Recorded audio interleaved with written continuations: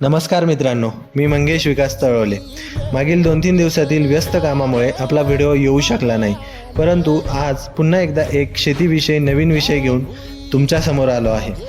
आज रोजी व्हिडिओमध्ये दिसणारा हा आपला मकाचा प्लॉट सुमारे 20 ते 22 दिवसांचा झाला आहे आणि 20 ते 22 दिवस होत असताना आपण आपल्या ह्या मका पिकासाठी कीड नियंत्रणाची फवारणी घेत आहोत.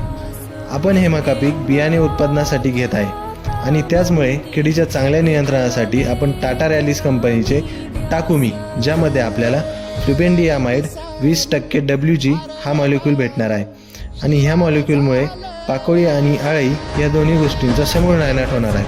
कारण सर्वप्रथम पिकातून पाकोळी नष्ट होणे महत्त्वाचे आहे, जेणेकरून पाकोळी तिचे कोश म्हणजेच अळी घालणार नाही.